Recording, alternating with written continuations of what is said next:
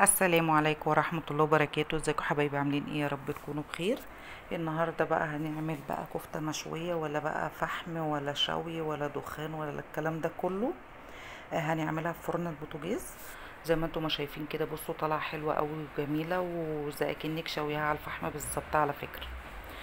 وزي ما انتم ما شايفين كده عملنا طبعا رز بسمتي معاها. ودي كانت وصفة اليوم، ويا رب وصفتي تعجبكم. ما تنسونيش في لايك، واللي ما اشتركش في القناة يشترك ويدوس على كلمة الكل عشان يوصلوا كل جديد. طبعا بقى يعني ولا شوي ولا فحم ولا بهدلة ولا مرمطة ولا الكلام ده كله. بعد ما بشويها في الفرن بحط الفحمية دي زي كأنك شويها على فحم بالظبط. والطعم طعم الطعم بتاعها زي طعم المشوي بالظبط على الفحم. ودي كانت وصفة اليوم، وحبيت ان انا اقول لكم يعني انا عملت الكفتة دي ازاي. بس هبقى اعرفكم بقى الطريقة بتاعت الكفتة عشان دي كانت عندي في الفريزر. يلا بقى نسمي الله واقول لكم هنعمل ايه. هنا طبعا معانا شوية زيت ومعلقة سمنة. هننزل ببصلة صغيرة مفرومة ناعم زي ما انتم ما شايفين كده. البصلاية دي يا جماعة للرز البسمتي. انا كان عندي شوية شوربة مركونين عندي في الفريزر طلعتهم. المهم هنصفر بس البصلاية كده ان هي تدبل شوية زي ما انتم ما شايفين كده. وهننزل بجزر مبشور. كانت عندي برضو يا جماعة جزر مبشور في الفريزر. اللي عندها جزر تبشر، اللي ما عندهاش وعندها في الفريزر تحط حتة يعني زي ما انا ما عملت. وحطيت بقى عود قرفة وورق لورا وحبهان وقرنفل وكوبيبة صيني. طبعا كل دوت هشوحه مع بعضه كده مع البصل والجزر.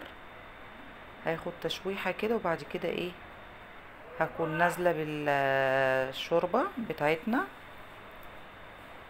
زي ما انتم ما شايفين كده. طبعا بصوا تشوحوا طبعا، والحاجات اللي انا حطيتها اللي هي التوابل دي يعتبر برضو كدت ريحة حلوة قوي. هنا بقى هنجيب الشوربة وننزل بيها. اللي ما عندهاش شوربة يا جماعة تحطي مرق الدجاج وتحطي كوبايتين مية وهتبقى زي الشوربة بالظبط يعني يا جماعة. مش هتقف يعني ايه علشان ما فيش شوربة. هنا حطينا كركم، وهنحط شوية فلفل اسود صغيرة، وحطيت بقى برضو بصل بودر، توم بودر لا بصل بودر. وحطيت شوية بهارات ومكعب مرقة زي ما انتم ما شايفين كده. طبعا بقى ايه وهزود برضو شوية ملح. طبعا لما كنت هنا بقى نقع الرز على فكرة يا جماعة بقاله مثلا بتاع ساعة الا ربع كده. هنصفي المية بتاعته، وبعد كده ايه هننزل على الشوربة بتاعتنا.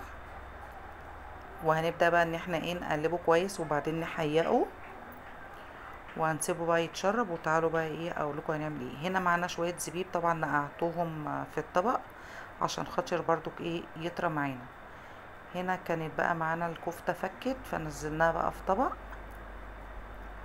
وهنا هنحط شوية كاتشب وشوية زيت وبابريكا وشوية ومعلقة عسل ابيض.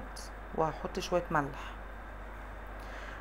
شوية الملح عشان خاطر جوزي بس ما بيحبهاش مسكرة، بس هي ما بتبقاش مسكرة، هو الكاتشب والعسل بيديها لون حلو وبيخليها ايه تبقى زي المشوية بالظبط يا جماعة.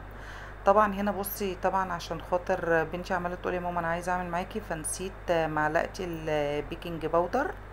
ورحت بعد ما صبعت الصباع اللي انا صبعته رحت منزلاه تاني وحطيت المعلقه.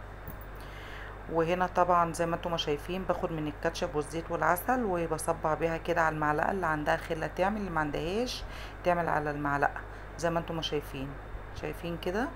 برضو المعلقه برضو سهله يعني، مش ما فيش خله والكلام ده هنقف، لا هنعمل بالمعلقه. اي حاجة موجودة مع عندكم هتعملوا بيها. وهنا طبعا زي ما انتم ما شايفين كده، طبعا بوريكم بصبع الكفتة، هصبعها وارجع لكم. هنا بقى كنا صبعنا الكفتة، بصوا انا حطها على الشبكة ماشي بتاعة الفرن الكهرباء، وحاطه تحتيها صاج عشان لو نزلت دهون تنزل على الصاجة دي، وبدخلها على درجة حرارة 180 على الرف الاوسط في الفرن.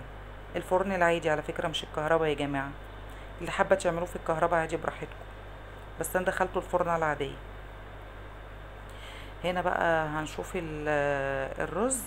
بصوا الرز بقى كان اتشرب معانا، هنوطي عليه بقى طبعا زي ما انتم ما شايفين كده بقى. وهنعمل بقى ايه شوية طحينة قمر. ما تنسونيش بقى في لايك حلو كده زيكم، وكومنتات حلوة كده، ودعوة حلوة من قلبكم. هنا بقى هننزل بالبصلاية صغيرة ومعلقة سمنة. دي بقى هنعمل بيها ايه، اللي هي الزبيب. شوحي البصل ده صفريه، وبعد كده انزلي بالزبيب، ده بيبقى طعمه تحفة. وشوحي برضو الزبيب، قلبيه تقلبتين على النار، بيدي طعم جميل جدا مع البصل، بيبقى طعمه جميل قوي يا جماعه. اللي حابه تحط مكسرات عادي تحط، بس انا ما حبيتش، يعني انا ما رضيتش احط مكسرات لاني ما حبيتش المكسرات فوقيها. بصوا طبعا البصله هنا خلاص، يعني هننزل بقى بالزبيب. نزلنا اهو بالزبيب، صفيناه من الميه ونزلنا كده عليه. هنحط بقى شويه ملح صغيره قوي، وشويه فلفل اسود على البصل والزبيب، بيبقى ليه طعم تاني خالص زي ما انتم ما شايفين كده. بصوا طبعا مش قادره اقول لكم يعني على الريحه كانت عامله ازاي يعني.